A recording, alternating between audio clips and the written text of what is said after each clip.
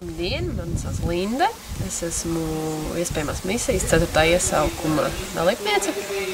Un šodien mēs esam Vasaras akadēmijas 2.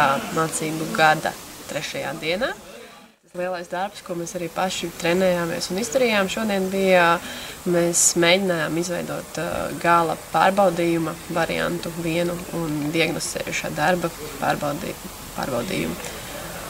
Un tas īstenībā šodien bija ļoti vērtīgi priekš manis un arī priekš pārējiem, ka var reāli pamēģināt, kādas ir tās grūtības un izaicinājumi, ar kuriem mēs saskaramies tad, kad ir jāveido pārbaudījuma darbs, jo tur ir konkrētas prasmes un konkrētas zināšanas, kuras vispār var pārbaudīt tēmā, un kuras tad ir tās, kuras mēs jau pa ceļam esam pārbaudījuši, un kuras ir tās, kuras atliek mums pārbaudīt tajā gala darbā, un tieši kuru uzdevumi un uzdevuma veidi ir vispiemērotākie, lai arī patiešām reāli pārliecinātos, ka šīs prasmes ir.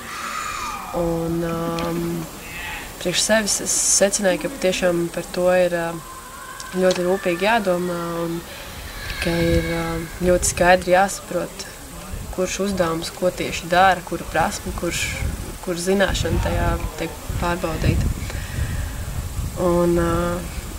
Un ka arī šajos pārbaudījumos ir jāņem arī vērā, kāds ir tas izziņas līmenis, cik dziļš ir šis uzdevums, vai tas ir tikai zināt, vai tas ir arī prast lietot, vai arī tā jau ir kaut kāda augstāka prasme, prast sintezēt un radīt kaut ko jaunu.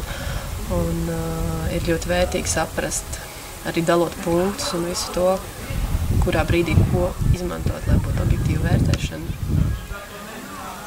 Bet visādi citādi. Mums šovakar ir klases vakars, un mēs jau te gatavojamies un pulcējamies klases vakaram.